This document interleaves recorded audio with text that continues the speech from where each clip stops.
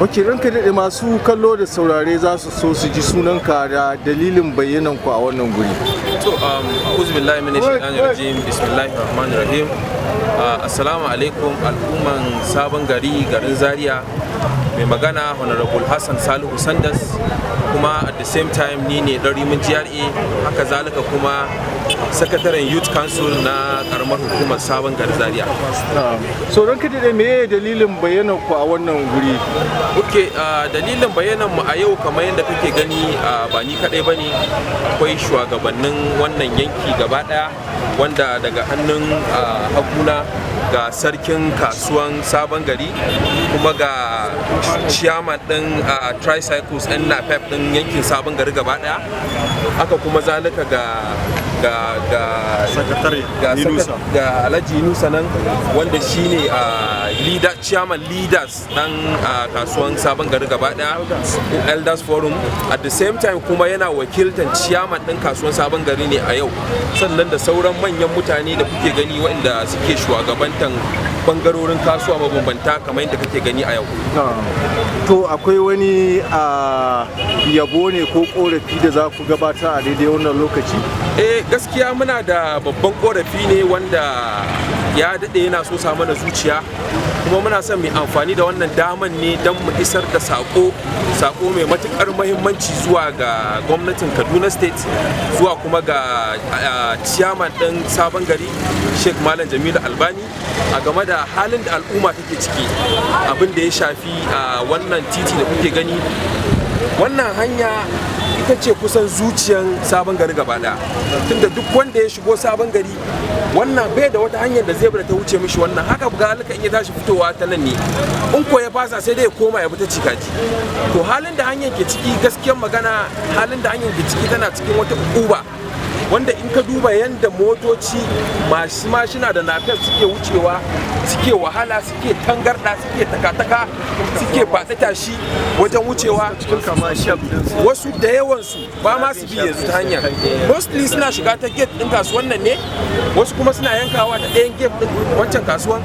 Idan muka duba za mu ga shi kanshi wancan hanyar idan ba aka ci gaba da bi zai mutu, domin Allah in ya zo ya mutu kamar yadda wanda ya mutu mun ci gaba ne ko mun ci baya ne. Saboda haka mu muna kira ne da babban murya a zo a yi mana wannan gyaran cikin gaggawa, because muna da demand.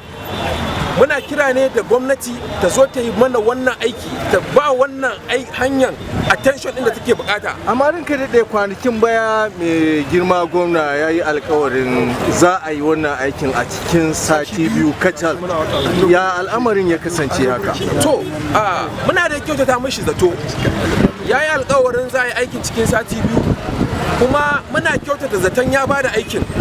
Kila wa'inda ya ba ne ba su riga sun zo sun kaddamar ba, ko kuma dai ba mu san akasin haka ba, dai muna dai amfani da wannan damar muna kira. Sati biyu ya bada, yanzu kuma tun da ya bada wannan alkawari, yanzu ina ga an kai wata nawa, an kai wata uku, an shiga kusan wata na 4. To akalla gaskiya halin da mutane suke shiga a wannan hanya a kullum, to gaskiya yana buƙatar kulawa na musamman da kuma agajin gaggawa as a matter of urgency and emergency. Ya zuwa wancan lokacin akwai wata takarda da kuka aika ko kuma bi ko tuntuɓa?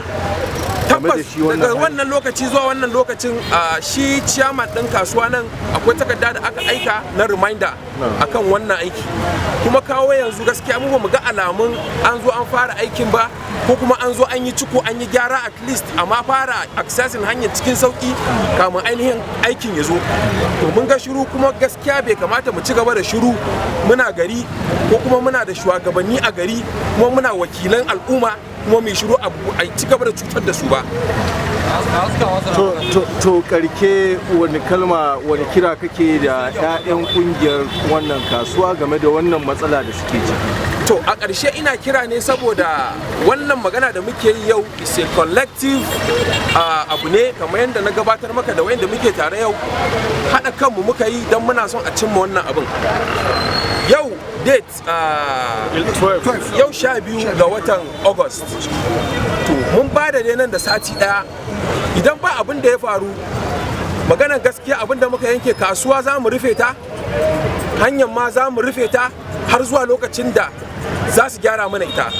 Sannan bayan wannan, idan after 2 days da call out din nan da muka yi, idan ba a yi ba, mu take over local government secretariat su ma mu yi agitating musu, idan bayan nan ba su ba mu haɗin kan abin da muke so ba, za mu kyale su mu yi democratic right ɗinmu wanda za mu yi amfani da katin zaɓenmu wajen yin abin da ya kamata da abin da ya dace, kuma za mu gaya ma al'umman Sabon Gari abin da ya kamata su yi, kuma insha Allah za mu yi don mu samu gyara, mu samu sauyi, saboda mu samu daɗin rayuwa. Dan a matsayinmu na talakawa ire-iren abubuwan nan su ne abin da ya rage mana da muke amfana, kuma bai kamata a ce waɗanda suka yi a baya ba a gyara ba kuma a bar shi ya lalace mutu gaba ɗaya. To akan haka muke kira gabaki ɗayan mu. So mun gode Allah saka. Thank you very much.